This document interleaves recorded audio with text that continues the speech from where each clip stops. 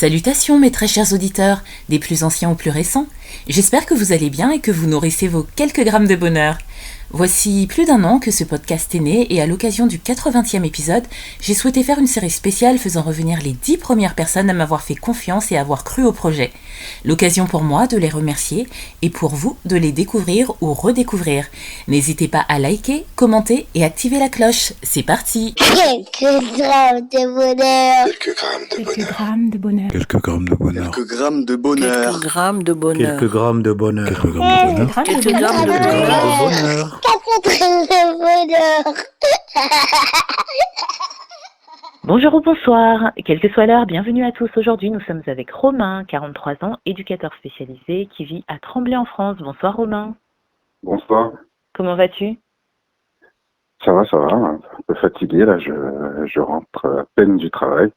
Oui, c'est pourquoi je te remercie encore plus de me faire l'honneur et le plaisir d'avoir accepté de revenir dans l'émission, car tu étais mon 4e épisode. Donc n'hésitez pas à aller écouter ou réécouter l'épisode de Romain. Et donc tu rentres du travail tard parce que, je le rappelle, tu es éducateur spécialisé en foyer, c'est ça, hein? C'est ça, dans un centre d'hébergement d'urgence et où on accueille des adultes sans domicile fixe. Voilà. Voilà, donc ça n'a pas changé depuis notre première interview.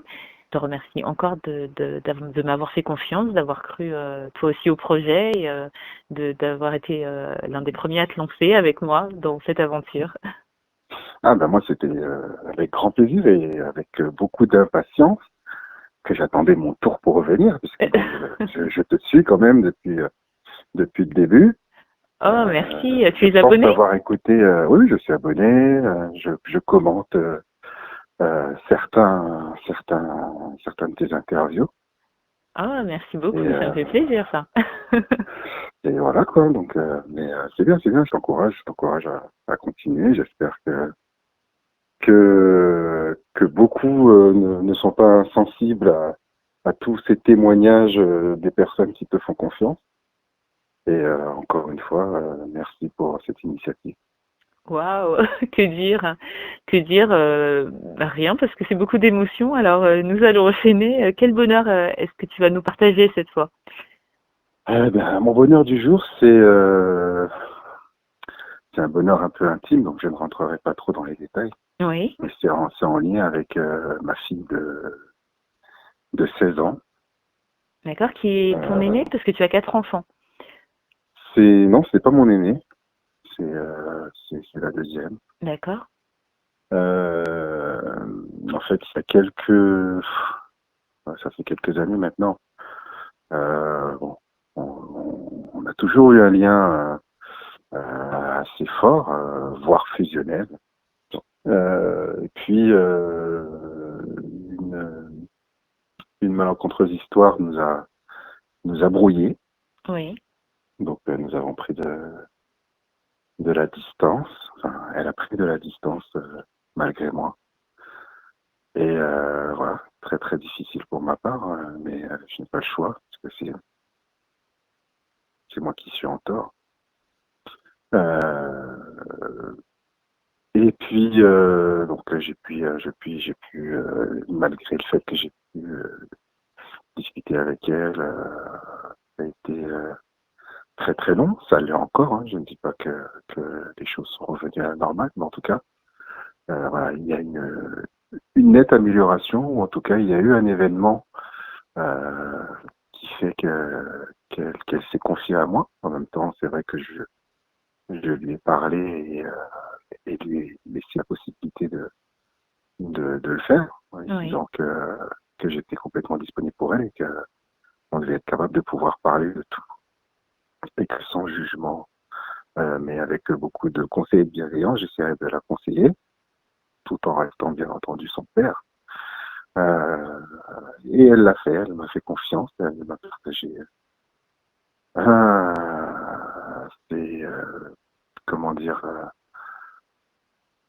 un peu son quotidien. Oui. Partager son quotidien, ses moments de joie, de peine, etc., ce qu'elle n'avait pas fait depuis bien longtemps.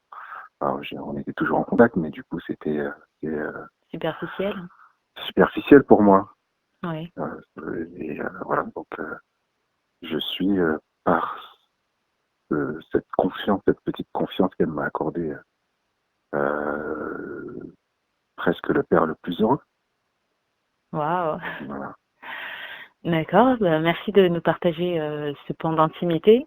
Effectivement, parce que ça l'est. Je pense que beaucoup de parents peuvent traverser de pareils moments à l'adolescence.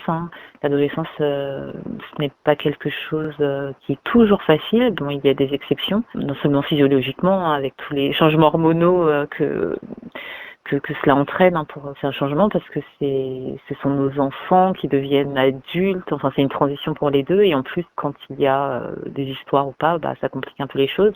Surtout que toi, tu me dis que vous étiez très, très, très proches. Donc, je ne peux qu'imaginer la peine que ça a pu te causer. Et l'humilité aussi, parce que il faut faire preuve quand même d'humilité. C'est un bel exemple. Là, c'est un bel exemple parce que du coup, la relation reprend vie. Et c'est ce qui fait ton bonheur aujourd'hui. Merci de nous partager ça. C'est avec beaucoup d'émotion que je le partage. Et voilà. Et voilà. J'espère que ça ira de mieux en mieux. Est-ce que c'est compliqué quand on est un homme, un papa, de faire ce pas-là, justement, en tant qu'homme ? Je ne sais pas si c'est plus compliqué pour un homme ou pour une femme. Je pense que c'est une question d'orgueil et de caractère. Oui. Pour ma part, ça a été, je ne sais pas si ça a été de l'orgueil, de la fierté ou du caractère ou de la honte, je ne sais pas, mais en tout cas, voilà, j'ai passé le pas et puis je lui ai parlé. C'est génial. C'est génial. Ce qui revient, encore une fois, comme on a pu voir dans d'autres épisodes, c'est que la communication, que ce soit au sein du couple, des amitiés, des parents-enfants, est très très importante, elle est primordiale. Et là, tu mets un autre point en lumière, qu'il faut savoir prendre sur soi, il faut savoir se remettre en question, quelle que soit sa place dans une relation qui n'est pas unilatérale comme ça, et que ça paye, et qu'on peut réparer aussi les pots cassés, que rien n'est jamais perdu finalement, quand on est intentionnel. Et ça, c'est une très belle leçon. Ouais, puis bon, c'est pas facile, j'encourage tous les parents, n'importe quel adulte qui pourrait être dans une situation de conflit avec son enfant ou une autre personne, à passer le pas, et parce que bon, le temps nous est compté, c'est Dieu qui décidera combien de temps il nous laisse avant de nous rappeler à lui. Mais voilà, il faut le faire, et puis on est libéré,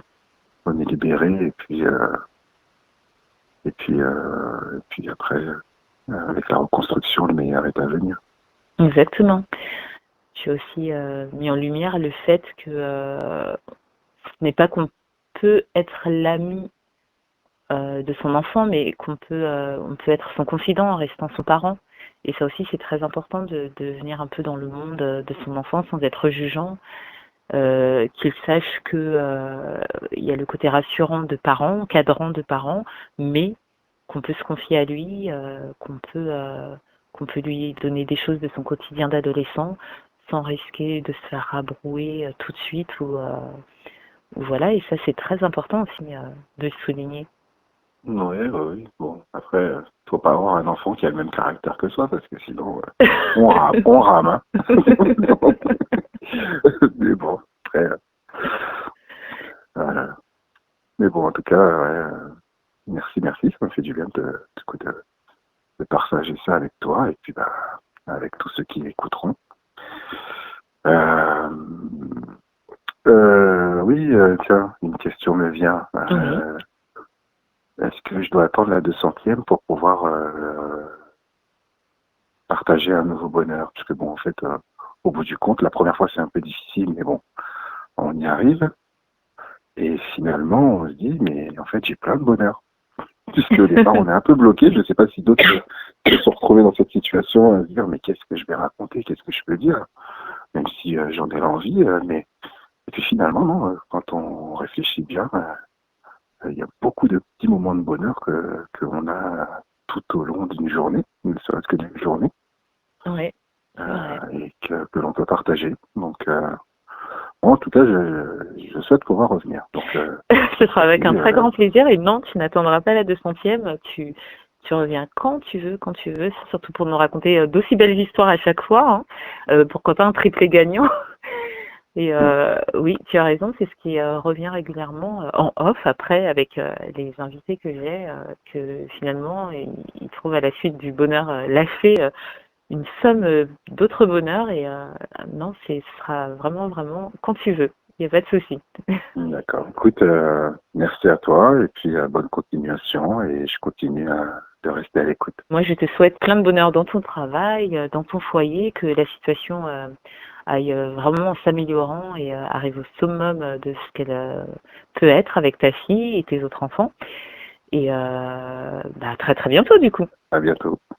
Et n'oubliez pas, vous autres, le bonheur aussi léger soit-il n'est jamais loin. Alors sachez le voir, vous en saisir et l'apprécier. À bientôt. Quelques grammes de bonheur. Quelques grammes de bonheur. Quelques grammes de bonheur. Quelques grammes de bonheur. Quelques grammes de bonheur. Quelques grammes de bonheur. Quelques grammes de bonheur. Quelques grammes de bonheur. Également envie de donner un peu de bonheur en partageant le vôtre ? N'hésitez pas à prendre un rendez-vous téléphonique avec moi pour une interview sur le lien suivant que vous trouverez également en barre d'infos. À très vite et n'oubliez pas de vous abonner. Merci.